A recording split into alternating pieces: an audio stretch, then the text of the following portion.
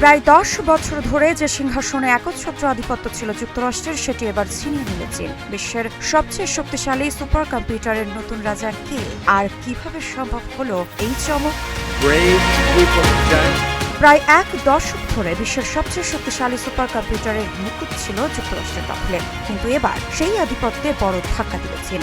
কৃত্রিম বুদ্ধিমত্তা সম্পন্ন এক নতুন সুপার কম্পিউটার শুধু শীর্ষস্থানই দখল করেনি, বরং মার্কিন প্রযুক্তির ওপর নির্ভরতা ছাড়াই গড়ে তুলেছে নতুন এক রেকর্ড।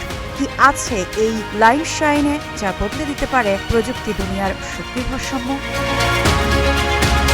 জার্মানির হামবুর্গে অনুষ্ঠিত অন্যতম বৃহৎ কম্পিউটিং সম্মেলন ISC-তে বহুল প্রতীক্ষিত টপ 500 তালিকার সর্বশেষ সংস্করণে লাইন শাইন নামক এই সুপার কম্পিউটারটি শীর্ষস্থান দখল করেছে। 2017 সালের পর এই প্রথম কোনো চীনা সুপার কম্পিউটার এই তালিকার শীর্ষে এলো। 1993 সাল থেকে বছরে 2 বার প্রকাশিত এই তালিকাটিকে বিশ্বজুড়ে কম্পিউটিং পরাশক্তিদের শক্তির একটি আনুষ্ঠানিক স্কোরবোর্ড বা মাপকাঠি হিসেবে বিবেচনা করা হয়।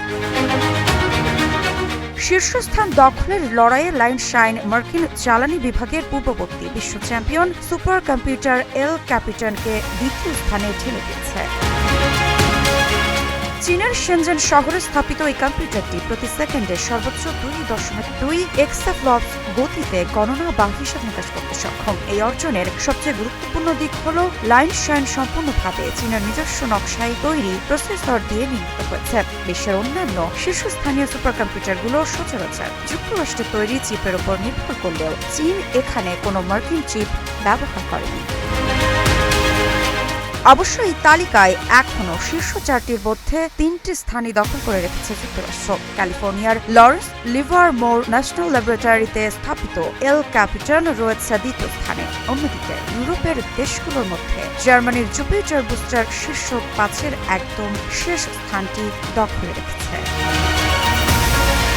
মৃত্তিকা সিনহা বিশ্বাস, ক্রিম টিভি।